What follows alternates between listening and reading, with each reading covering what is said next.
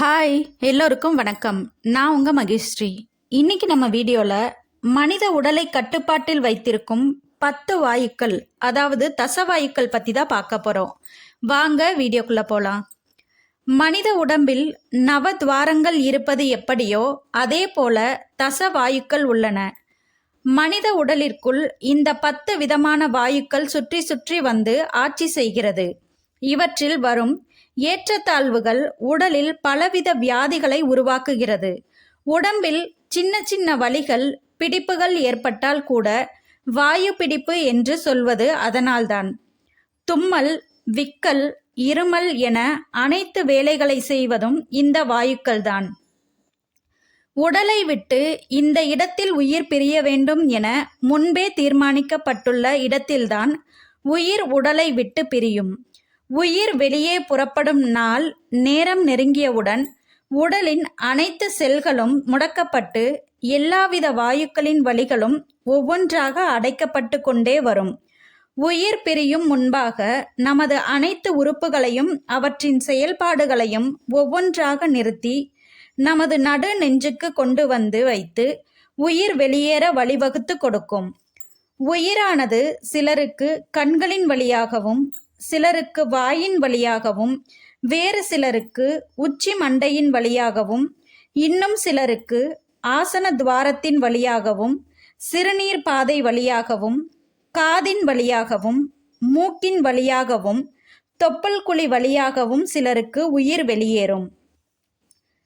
உடலை இயக்கும் வாயுக்கள் 5 முக்கிய பிராணன்களும் 5 துணை பிராணன்களும் சேர்த்து தசவாயுக்கள் அல்லது 10 பிராண வாயுக்கள் என்கிறோம்.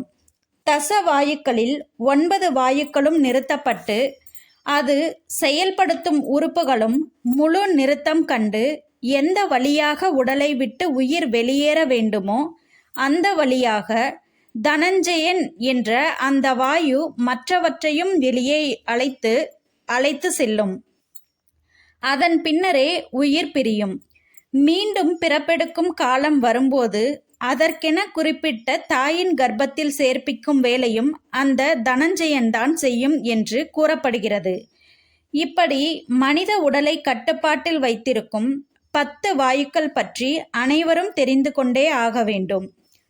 சுவாசக்காற்று அல்லது உயிர்காற்று எனப்படுவது பிராணன், மலக்காற்று எனப்படுவது அபானன், தொழில் காற்று எனப்படுவது வியானன், நிரவு காற்று எனப்படுவது சமானன், தும்மல் காற்று எனப்படுவது நாகன், விழிக்காற்று கூர்மன், கொட்டாவி காற்று கிருகரன், இமைக்காற்று தேவதத்தன், வீங்கர் காற்று தனஞ்சயன் என்பவைதான் 10 விதமான வாயுக்கள்.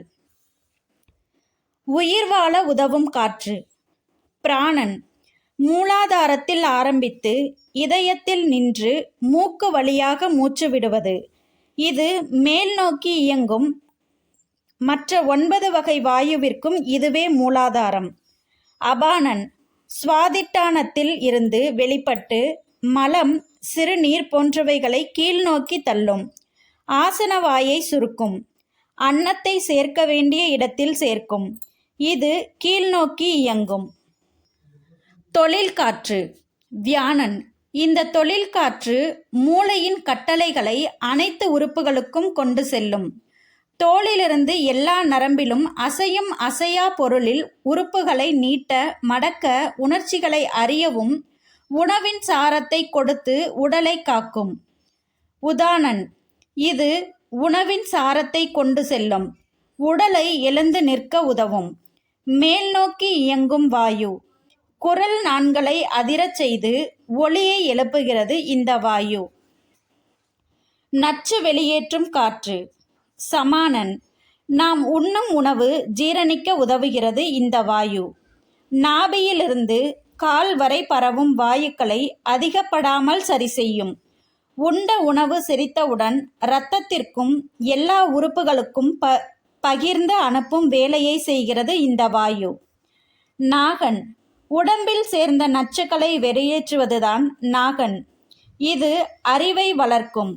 கண்களை திறப்பதற்கும் இமை மூடவும் வேலை செய்யும். வாந்தி எடுத்தல், குமட்டல் போன்ற வேலைகளை செய்ய உதவுகிறது.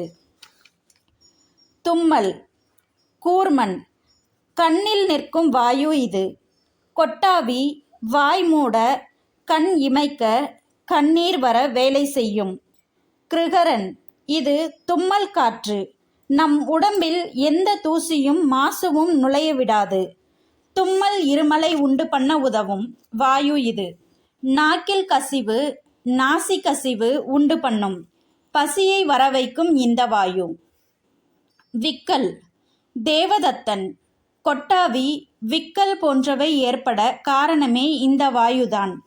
மூளைக்கு போகும் வாயுவை குறைத்தல், இரத்தத்தில் பிராண வாயுவின் அளவு குறைவது, உடல் ஓய்வு நிலைக்கு தயாராவது, சோம்பல், தூங்கி எழும்போது ஒருவித சோர்வை தருவது இந்த வாயுதான். உயிர் பிரிந்த பின்னர். தனஞ்சயன், ஒருவர் உயிரோடு இருக்கும்போது மேற்சொன்ன 9 வாயுக்களும் நன்றாக வேலை செய்யும். உயிர் பிரிந்த பின்னர் 9 வாயுக்களும் செயல்பாட்டை நிறுத்திய பின்னர் இந்த தனஞ்சயன் வாயு செயல்படத் தொடங்கும். இதனை வீங்கல் காற்று என்றும் சொல்வார்கள்.